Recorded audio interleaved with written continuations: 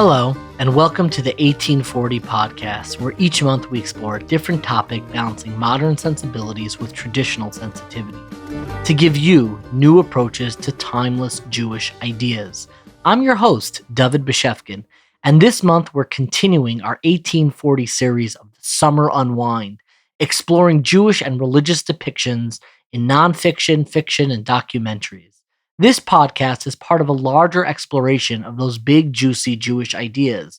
So be sure to check out 1840.org. You can find videos, articles, and recommended readings. I don't know about you, but I think one of the things that make me most uncomfortable is hearing my own voice, which, if you are in my line of work, is not a good thing. But I absolutely cringe anytime I hear a recording of myself. There's always that feeling of like, is that really what I sound like? In my head, I have a much deeper, I think more radio friendly voice. I have an okay voice, but anytime I listen to it, it drives me bananas. And I think of this phenomenon of how uncomfortable listening to your own voice makes you when I think of Jewish and religious depictions in the world of documentaries. I think that anytime anyone from any community sees their community on film depicted, it's like listening to your own voice. It feels uncomfortable. It feels awkward, strange, cringeworthy, inauthentic, out of place. And I think particularly in the Jewish community, where we have such rich cultural depictions that we are in our own control over, very often our instinctive reaction when we see other people telling our stories, whether or not they're Jewish, our instinctive reaction is to say, nah, that's not really what it's like. It's not really what we sound like. It's certainly not what we sound like in our own heads. And I think this was obviously a major part of any discussion whenever Netflix drops a new, whether it's a documentary or a reality show or a series, right away, the Jewish community starts contending with what does it feel like when you listen to yourselves speak. And I think the instinctive reaction, and sometimes they're right, is that's actually not what we sound like. That's not what it is. And that's okay. But I do think we need to acknowledge the fact that it's never comfortable to listen to yourself speak. It's certainly uncomfortable to listen to how other people interpret how we speak.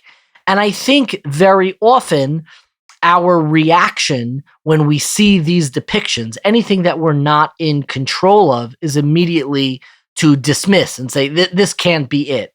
And while I'm not advocating for the truth in any Netflix or any streaming services depictions of the Jewish community, and I think a lot of the online discussion about this has been incredibly healthy and respectful, which is always what I aim for, I do think that that pause before you react of just listening and saying, this is a voice, and this is what this voice is hearing, or this is what this voice sounds like, is always healthy. And that's part of the reason why I am so excited about our conversation today with Rachel Grady. Rachel Grady is somebody who I became familiar with many, many years ago when I ran a conference called YouthCon, which was this massive conference with educators and youth leaders all coming together about how to inspire teenagers. And I had reached out to her. This is probably almost 10 years ago. I had reached out to her because she created an Oscar-nominated, Academy Award nomination for her documentary, Jesus Camp. Rachel herself is Jewish, but she made a documentary on the Christian camping community. And I found the documentary absolutely fascinating because it gave a lens for how camps transmit religious ideas and religious truths. Some of it would obviously seem sensational and would make you uncomfortable. But I watched it and paused and said, what would a documentary look like of a Jewish camp? What would a documentary look like of any religious camp? And for me, it highlighted that thin line that I think is very important to uphold, but isn't always clear where it is between religious manipulation and religious inspiration. And I think the documentary, without saying it explicitly, is a rumination of how communities perpetuate the epicness of their own ideas to children. And for some people, watching Jesus Camp, whether or not you're Christian or Jewish, religious or non religious, is going to evoke very serious reactions. It was later on that she became probably more renowned in the Jewish community because of her Netflix documentary, One of Us, which is an examination of people who left the Hasidic community. Now, I know her from before then, and I watched that documentary. I know some people absolutely did not like it, felt it was unbalanced and unfair. I didn't hate it. I actually thought that much of it was quite beautiful. And if you go into the documentary understanding and appreciating that the story she was looking to tell was people who left the Hasidic community, I think she did a fine and admirable job of telling those people's stories. Now, part of what we spoke about is her own relationship to the Hasidic world. She's obviously not Hasidic herself, but how the story of the exit reflects on people who still belong and remain a part of that community. I find Rachel to be extraordinarily insightful and thoughtful, and I think her documentaries are absolutely worth watching as these beautiful examinations of the human condition through the lens of religious affiliation. But I'm also very aware of the fact that telling stories through lived communities when they themselves are not the architect of those stories is something that is very much on the forefront of the Jewish community. We like to tell our own stories because we are a storytelling people. And when you see your own community and their story being told by somebody outside of it, you instinctively have that reaction of listening to your own voice or watching somebody else kind of narrate your own life, and it doesn't feel true and it doesn't feel authentic. But I think that comes from a misunderstanding of what documentary storytelling is all about. I think a lot of what I learned about documentaries is from a review by Errol Morris in The New Yorker of the comedy show Nathan For You, starring Nathan Fielder. If you've never watched Nathan For You, do yourself a favor and find a streaming place that has it. It is just absolutely brilliant, cringy, awkward, hilarious. It is such a brilliant show where Nathan Fielder comes in as this business guru, but he's totally hapless and awkward and tries to reinvent people's businesses and lives.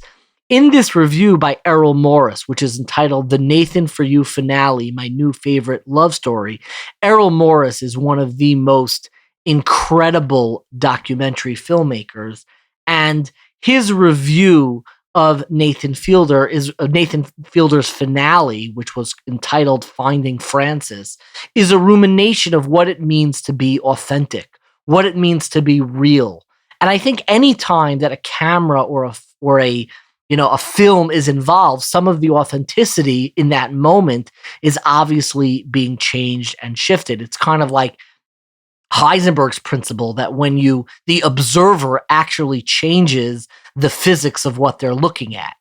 And I think documentaries do the same thing in a lived community. When you bring a camera in, some measure of the authenticity and the rhythm of those communities is obviously going to be interrupted by the presence of a camera. But I still think that Rachel McGrady's work is absolutely fascinating and worth considering.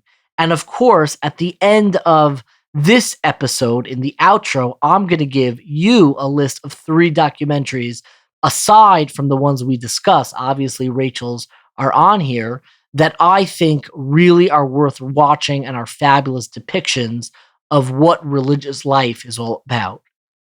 I know for myself, when I think of religious life and Jewish life on film, I think there's a lot more work to be done. During so much of the online media outrage, outcry, discussion, retorts, rebuttals of this latest Netflix series about the Jewish community, I actually suggested, I was half joking, but I think the movie premise, the story that we need, is about a group of Orthodox Jews who decide to make a movie about their own community in the effort to really show the true authenticity of religious life. And then, like a true comedy dramedy, chaos ensues. Now, I originally shared this half joking, but I actually think that this lens of the movie within a movie, a group of Orthodox Jews or a group of any Jews trying to make a film about their own community, is the lens, is that highlights that tension that all of us have when we see our communities being depicted. And the question I guess I would leave you with in the introduction is, if you were making a documentary film about the Jewish community, where would you start? What stories would you highlight, keeping in mind that nobody wants to watch a film without some measure of tension and conflict?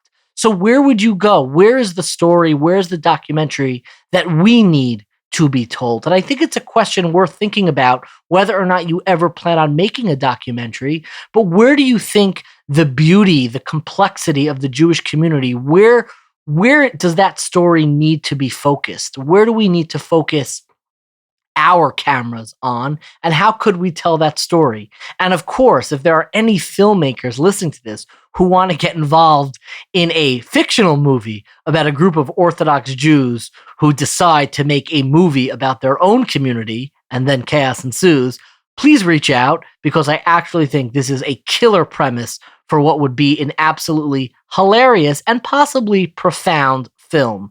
And without further ado, allow me to introduce our conversation with the award-winning filmmaker and documentary filmmaker, Rachel Grady. Okay, it is my pleasure to introduce someone who I have corresponded with a while back for her documentary films, really before the film that probably a lot of our listeners are familiar with, which is One of Us, which is available on Netflix. I reached out to her for her Oscar-nominated documentary, Jesus Camp, which is about the Christian camping system. It is my pleasure to introduce Rachel Grady. Hi, great to be here. I'm so excited to speak with you today because your documentaries, and it's so interesting that I was first excited by your work, not from the one about the Orthodox Jewish community, particularly people leaving, but I was really most excited about your work in the Christian community for your documentary, Jesus Camp. Mm-hmm. And I was wondering if we could begin by you explaining to me, how do you pick your stories that you choose to make documentaries on? Sure. Well, it's very organic, so it's not like it's a lot of it is the gut, like a gut thing that I'm interested in diving into something and spending 2 or 3 years in a subject matter. So it's got to be something that I feel is really kind of meaty. It somehow has turned out that I have gravitated towards a lot of stories about religion. Yes.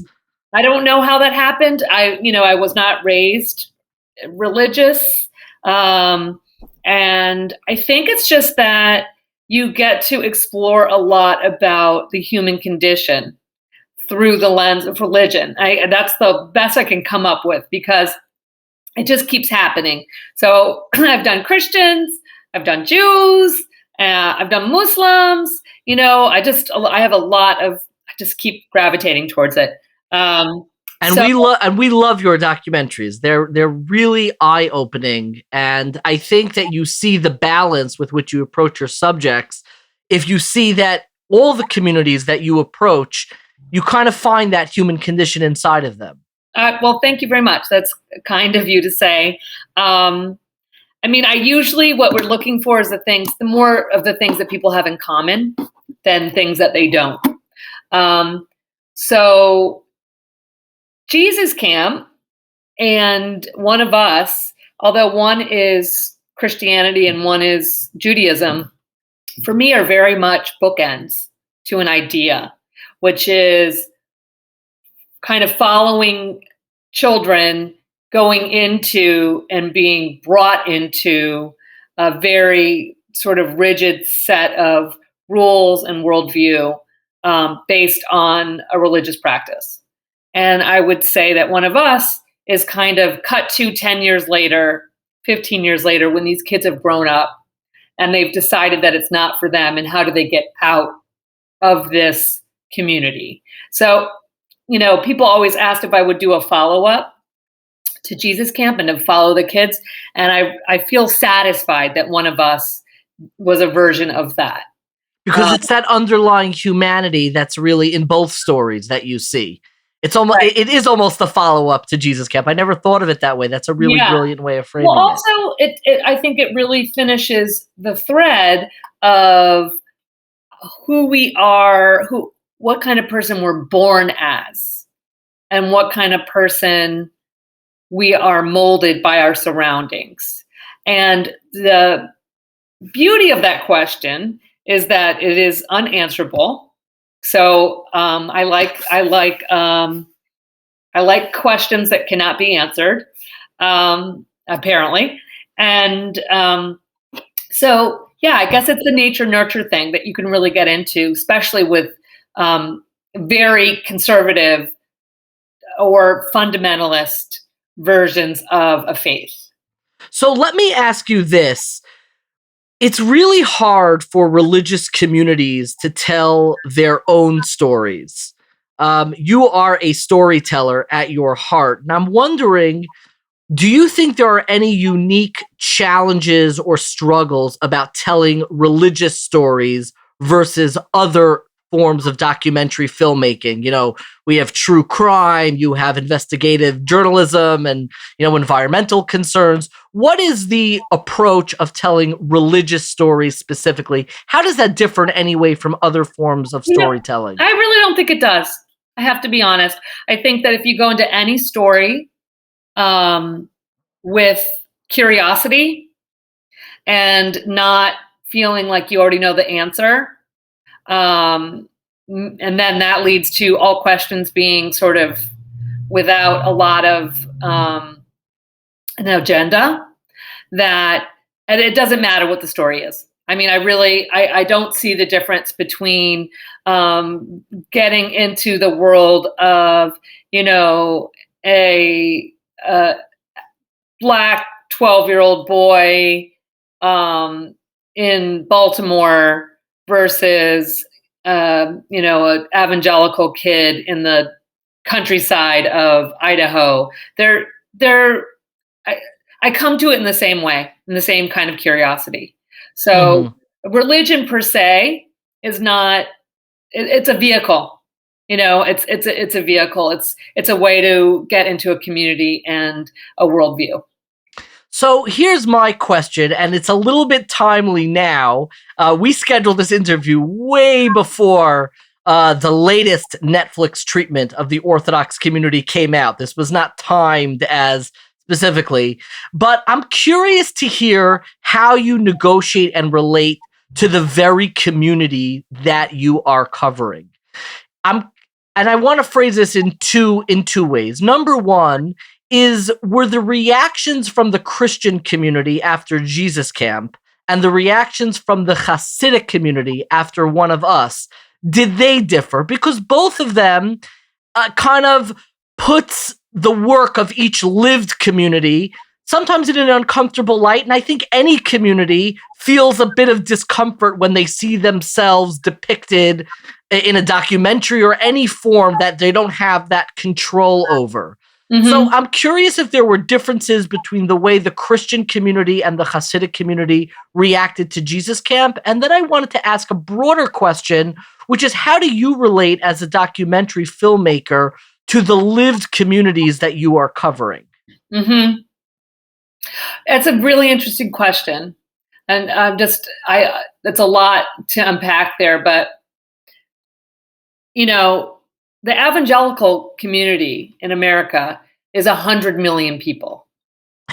So it's not, you can't compare it completely to this very small Hasidic community, because there was a much wider reaction, more diverse reaction in the evangelical community, all the way from thank you, this is perfect, thank you for showing people how devout we are, you got it right. We're proud of how we're raising our kids. To I'm not like them. They make Christians look crazy. I'm not crazy. So there was a wide. Gotcha. And with the Hasidic community, the people that have left, there was a bit of a range, but generally it was well received, and people felt like it was fair and accurate and sensitive. Whereas people that are still very much part of the community basically kind of across the board didn't like it.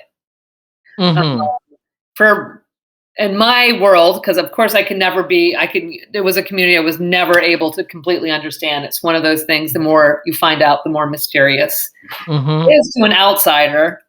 They had a whole host of reasons they didn't like it, but I don't think there's anything I could have done to make them like it. I honestly believe that there was no world in which it was dead on arrival. Embraced. Before we get to the kind of the second part of the question, I'll be honest. There's one scene in One of Us which I did see praise for. I found it one of the most deeply moving depictions of religious affiliation, because there was this scene of the people who had left the Hasidic community celebrating a Shabbos meal together. And it just depicted this yearning and longing for something that they could no longer have in the same way that they grew up, in the same way in their lived memory. But at the same time, they were reaching for something. And it showed that very vulnerable part of the human condition of both wanting to be empowered and independent, but at the same time longing for that communal comfort. And I thought that was a really uplifting part of the documentary, that I saw people from within the community. It tugged at a heartstring. Sure. And it really showed that transitional, that liminal space almost between I'm all the way out, I'm all the way in, that it disrupted that binary. Right. Yeah, that's true. I mean, I'm glad to hear that. I, maybe missed some of the chatter about enjoying that scene. That I'm happy to hear that. For me, it really, I mean, personally, I thought it was very moving because it showed that there's, at the heart of it, it's something that people yearn for, and that sense of belonging is sort of universal. And if for the people in my film, potentially, I have no idea. This is obviously I'm just speculating. But if it had only stayed to that focus, that slice, they might not have left. I don't know. But that part is what we all want, religious or not. We are pack animals, humans generally. So I think common purpose is just, it's intrinsic to the nature of human beings. So that's nice. I'm glad people liked it. Yeah. So tell me a little bit about your relationship to the lived communities. And let me frame it this way. Are you still in touch with the subjects of those two documentaries? Did you build any relationships with people outside, not just the subjects, but from the larger either evangelical community or from the Hasidic community that emerged from this? And then I have one more follow-up, but I don't want to drown you in 10-part questions. So Let's start with that. Okay. Well, I would say for One of Us more than for Jesus Camp. Jesus Camp is everyone, they liked the movie, and we kept in touch with a lot of the folks in the film afterwards. The nature of being a filmmaker is usually you kind of eventually drift apart from people, but some people you stay in closer touch with. I have a subject from my first film one of the kids that was in the Boys of Baraka that I've stayed in close contact with for 20 years. So it also just depends on the relationship. But, in the end, the thing you have in common is the film. So sometimes, after the film has come and you've collaborated on this thing and it's out in the world, you don't have that much in common anymore. For one of us, I have a relationship with all of the subjects as much as they want. So it's on their terms. And we were never really invited into the community at large. So the answer is no. I think for Footsteps, I have very fond regards for them, and I follow what they're doing. And I think that they do really interesting and important work. But this would be kind of a question for all the documentaries we do, which is, it's a strange relationship that filmmakers have. You're a storyteller, and people are subjects in films for a variety of reasons. And everyone has to have an incentive, right? And once the film they're in it, they collaborate, it's over, it's released to the world, their incentive goes away, and you move on to a different story.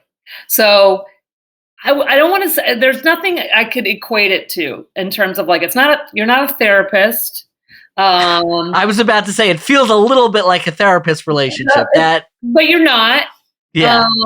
And you're not a friend, you can have very strong feelings for this person and have a lot of empathy, but you're neither of those things. So, it's strange. There's not I know journalists in general have that kind of, it's a strange relationship, where you're both getting something out of it, and you need each other. And so it's weird. It's transactional, but it needs to also be authentic and sincere, and to balance both of those. It's transactional, but it's from the bottom of your heart. Exactly. So it's weird. It's you don't have a lot of those kinds of setups. So my question that I have is, I almost want to ask you for advice from a filmmaker's perspective. I had mentioned, this from the first time I reached out, probably 8 years ago. I don't even know if you actually remember that, but that was many, many years ago. I had reached out and wanted you to come speak about Jesus Camp, and how that film kind of parallels a lot of the outreach efforts that we see in Jewish camping. There's a lot of overlap over there. But I want to almost ask you for advice as a filmmaker. A lot of times when people within a community see stories being told of them, of their own community, and the people who are leaving their community, they get upset. They get upset because they feel that the story of the beauty of the community and their values and their commitment is not being told. And I think that there's this, you see an outsider, so to speak, come in, and they right away freeze up and don't want that story being told. What advice can you give to people from within the community about how they could, in fact, share the beauty of their community without pandering, and how should they tell their stories, and how should they react when they don't like the stories being told about them? What is the most constructive way that they could move that needle? Mm-hmm. Well, I think you make a good point. A good Shabbos meal will go a long way. I think that's one way. And, I don't know how to tell people how they can react. I mean, there's it's kind of like a paradox, because part of a very tight-knit community is to be very certain that your way is the only way, and that's part of it's a feedback loop. And when people give you an outside perspective, it's intrinsically, uncomfortable and Destabilizing in many yeah, ways. and not and can't be true. So I don't know. It's one of those things. It's like telling people, well, you should be more open minded. That's the whole point. That's the whole point. Is like, no, if you're certain about something, you shouldn't be open minded. So, I mean, it would be different for different. It would be different advice for different places. But I mean, it would be the simple advice that I would give anyone, which is go in with an open heart and open ears, and know that your perspective is not the only one. But for speaking to a fundamentalist, that's sort of their bread and butter is to not be that way, because I think that if you challenge someone's worldview and their worldview is that they have the only worldview, it's kind of a no go situation. So, I mean, I could give advice on just generally on breaking into any kind of world that is not your own, but I think it's especially tricky when it's a very tight knit community that's not interested in the outside world. Did you ever feel like the process of the One of Us in particular was shaping the way you viewed the Hasidic community? Meaning, you use that, and I think for fair reason, you use the word like fundamentalist, which I know no one within the community would self-describe that way. So my question is, as a filmmaker, and you're telling the angle of the story of people leaving, how do you build that empathy and knowledge for the community that they were once a part of? And just to be full disclosure, I am not Hasidic, so I don't have the same skin in the game, but I'm always interested in that transitional space and understanding both the exit and the entrance. So I'm curious how, and kind of what efforts, and maybe it was just impossible to reach out and learn about the Hasidic community on its own terms, with divorced from the story of people leaving, so to speak. Right, sure, absolutely. I mean, I did what I could. It's not like it was it's not easy. But Yeah. I went to people's homes and I observed them with their kids, and I went to services when I was invited and I was able to. And I feel like I really did get to, I think that is a way to really experience someone else's world and to have empathy for them. Um, Especially the women, I felt like I got a lot further with the women just because, you know, there was a more of a comfort and the women were more open. And I spent, a lot of time, many days over the course of making the film, hanging out in kitchens. And I think that I was able to, there's certain things that I just, are kind of code for women, like there's some kibitzing A that shared language almost. that's a shared, it's just there's certain things that are a Venn diagram of a share, of Yeah, women and motherhood and certain things that sure. I also share. Um, so I mean, I try and do that as much as possible. For me, it's just much more pleasurable. The more I understand and the more I find in common personally with a story, I feel like I can tell the story better. So that was very important, but and I did what I could. But there was a limit to how much I was accepted into people that are sort of active in the community. I really think the story, I did the best I could, but the story really is from the perspective of people that are leaving, because Mhm. that is the access I could get. You know, uh, Sure. the I don't think, I think they just that a lot of really people in the Hasidic community that I met, very specifically the ones in Brooklyn, Borough Park and the Satmars in Williamsburg, they don't care what other people think about them. So they really have no incentive to let someone like me in. You know, And that's a part of, yeah. why they don't care. So why for what? Why would they do it? And I don't really blame them for that. If that, like I was saying, everyone needs an incentive to participate. They have none. At least with me, they had none.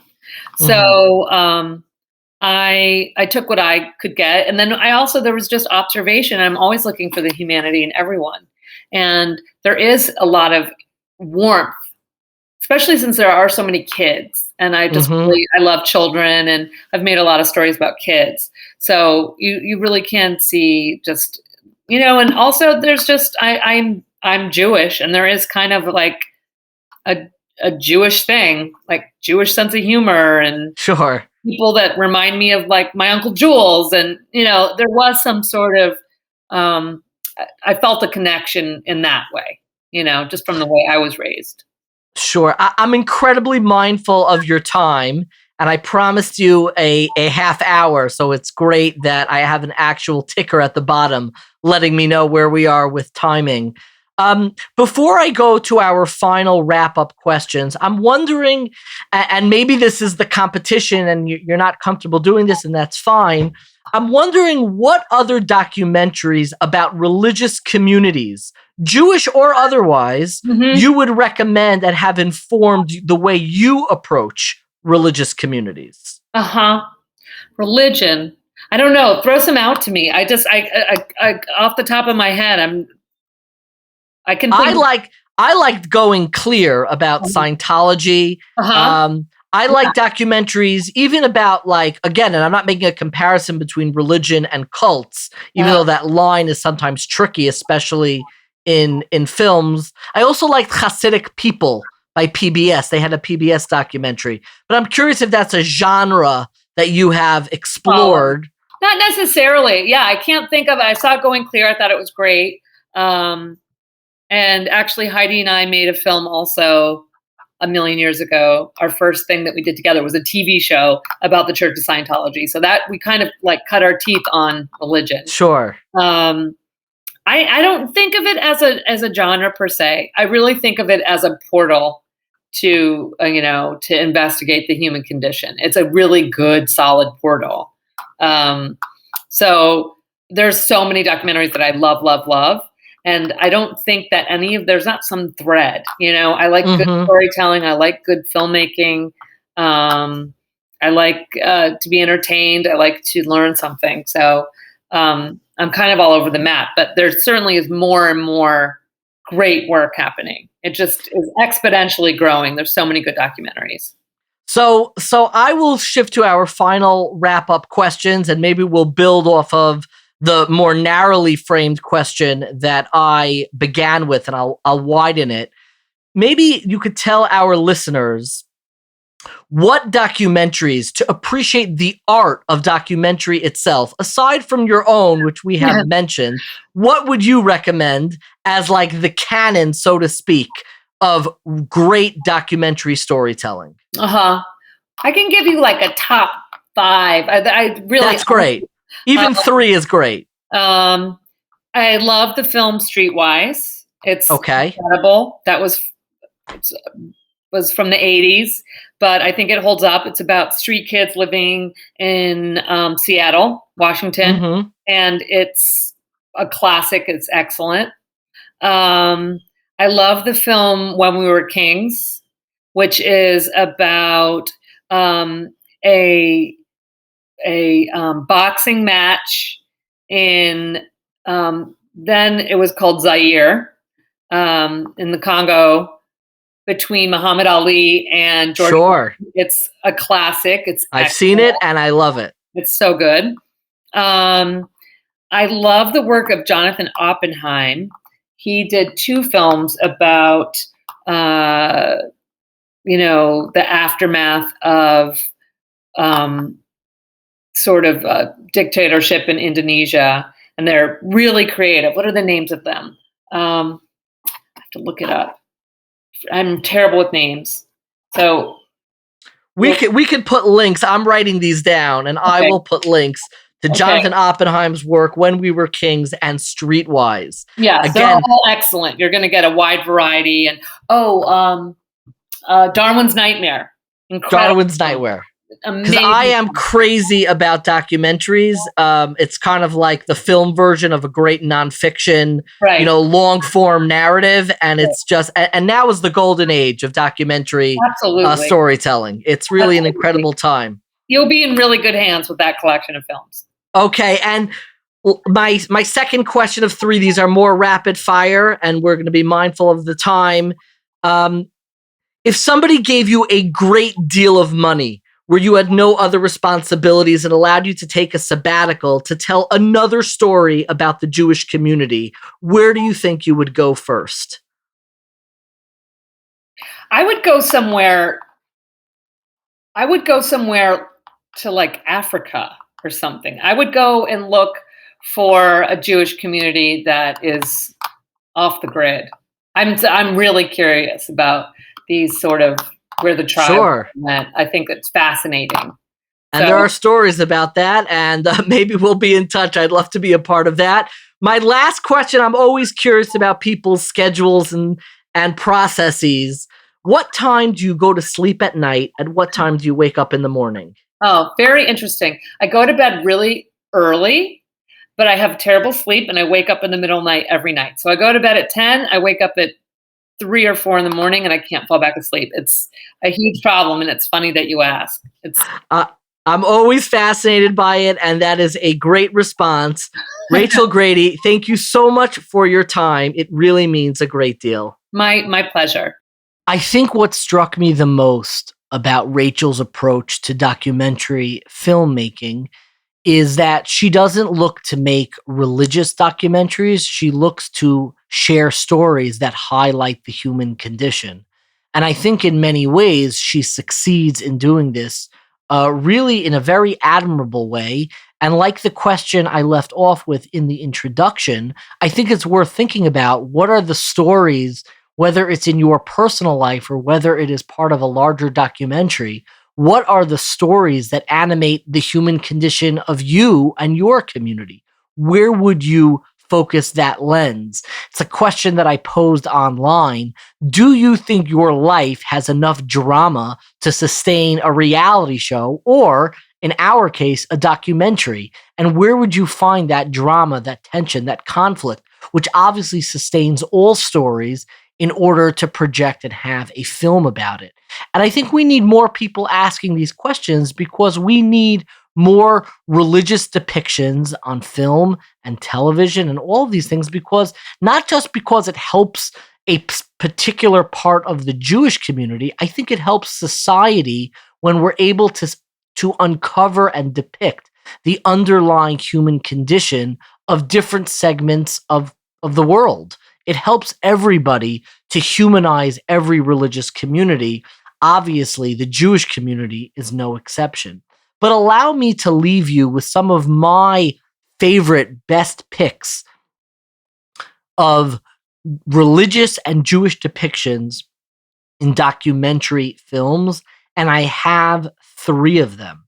The first is a documentary film that I know the title is going to trigger everyone because it's so overdone, but this was really one of, I think, the first to use it, and that is the documentary. Once again, not to be confused with the Netflix series, the documentary that you can find for free online, I believe on YouTube, called Unorthodox by Ann Wexler.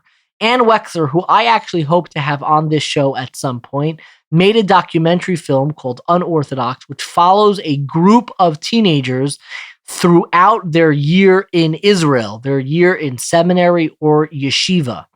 And I found the documentary, it's a little slow, and she follows up with them at different points, but I found it incredibly profound because she herself, while raised in an Orthodox community, no longer is Orthodox, but she uses this journey in that year in Israel to really explore what draws people into religious life. And she does a really admirable job at preserving some of the wonder and mystery of religious affiliation. And part of why I loved it is that I have 2 very close friends, both of whom make appearances in the documentary in bookends. They're not one of the people who are followed. One of them is a friend who unfortunately died of a drug overdose, but somebody who I grew up with and was a close friend in elementary school, and that is my friend Avi Pincus. His memory should be a blessing. Really a wonderful individual.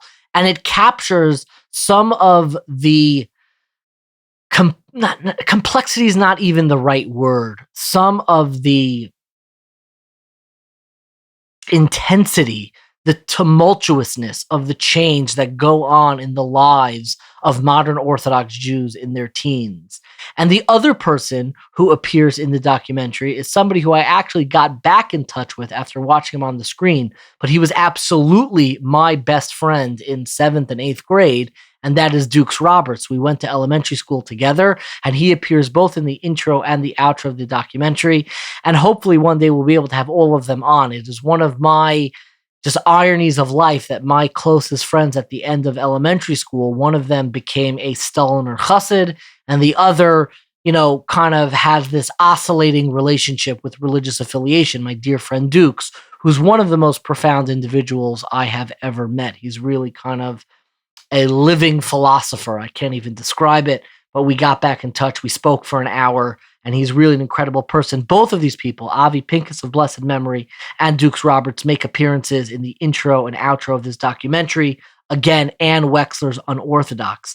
The second documentary that I want to recommend, and this is an oldie but a goodie, if you haven't seen it already, A Life Apart, which is an exploration of Hasidim in America that was done by PBS, the Public Broadcasting Network. I don't remember how Jews reacted to this. I know it has appearances by Rabbi Meir Schiller and some very famous sociologists. I thought that it was a very generous depiction of Hasidic life in America. I found it incredibly moving. My favorite character in the documentary by a landslide, and you have to watch it. And you can find this for free on YouTube, though I don't think it's categorized under its actual name, A Life Apart. I think you could find it on YouTube under the Orthodox Community of New York. If you search on YouTube for that, the documentary is a little bit over an hour, but there's this one character who appears in the fish market. He's the guy who runs the fish market. And they come in to talk to him about, he's a Hasidic Jew, Satmar, Vizhnitz, I don't remember. And they come in to talk to him, and right away, he's uncomfortable with film cameras and crew. And then he asks them, he says, "Are you doing this to make a living?" He says it in Yiddish, to macha parnasa, "Are you doing this to make a living?" And they say yes. And he says, in that case, he quotes earlier Rebbe's that says, "Look, you're doing something to make a living and make it in America, no problem. I'm never going to watch this. I don't have a television in my house, but you're welcome here." And there's just this very folksy, sweet simplicity, not in the immature or childish sense, but this kind of minimalism in the way that he is living his life that I find so uplifting and so moving. And another thing that I want to highlight about this particular documentary is the presence of very articulate Hasidic women who very often don't appear in kind of more sensational contemporary Netflix documentaries. I definitely think that's something that was lacking in One of Us. But still, and I didn't hate One of Us, trust me, I actually really liked it. But I love the fact that in this older documentary, they really made an effort of finding really thoughtful, not stage, but Hasidic women articulating their way of life that really sheds this window of what the larger world can learn from the commitment of this community. And I think every community can look to another, even if they choose to live quite differently, and find windows and these glimmers of appreciation for the commitment that this religious community is making. And I think this documentary does an excellent job of highlighting the power and the beauty of the Hasidic community in America. And it's absolutely something that I would recommend. And I'm surprised somewhat that it doesn't have this resurgence when so much of the conversation is about healthy depictions of the Hasidic community, the Orthodox community. This definitely should be on your list, A Life Apart from PBS. My last documentary, and forgive me because I've spoken about this before, but I wanted to recommend a religious documentary that's not overtly religious, but I find incredibly profound. And I've always been enamored with the world of comedy. When we covered comedy originally in 1840, so much of it was about the great documentary, The Comedian, which follows Jerry Seinfeld after he retires. That's not the one that I am recommending, though you should absolutely take a look at it. What I am recommending is Judd Apatow's documentary on his mentor, Gary Shandling. He made a two-part HBO documentary film entitled The Zen Diaries of Gary Shandling. Little bit of language. Again, I can't vouch that there are no curse words in any of these. There definitely are, maybe some adult jokes or whatever. But I found this documentary to profoundly affect my religious life. It's a rumination of Gary Shandling, this storied comedian who had shows on HBO and earlier shows and was just this really renowned comedian who was really searching for ideas that could find him satisfaction and happiness. And as Sarah Silverman is quoted within the documentary, Gary searched out, and Gary was Jewish. I wrote an article about Gary, which hopefully we'll have time to unpack more when we talk again about comedy. But the way Sarah Silverman describes his, not obsession, but his need to connect, he connected a lot to Zen Buddhism, but he connected to religious ideas. And I think what brought him to those ideas, in the words of Sarah Silverman, was not because he was Zen, but because he was in desperate need of being and becoming Zen. And I think that's something that has always stuck with me with religious ideas.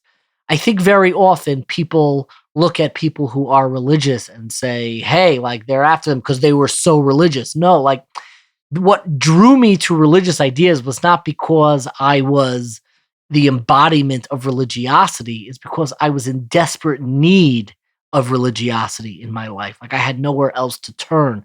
I needed the stability and the eternity and the timelessness to connect me and anchor me and situate me within the world, is what drew me to religious ideas. It's not because I woke up and, I was the all embodiment of religiosity. It was the very opposite. My constitution sometimes resists the institutionalism and the staticness of religious life and commitment, but it's because I was in desperate need of such ideas that drew me to them. And I think this documentary, The Zen Diaries of Gary Shandling, a two-part documentary on HBO, did an incredible job of describing that need for those big religious ideas to inform and animate our lives. So again, the three documentaries that I'm recommending, and at least two out of the three of these you can find streaming for free online. One of them, Unorthodox by Anna Wexler. The second, A Life Apart, the PBS documentary examining Hasidic life in America.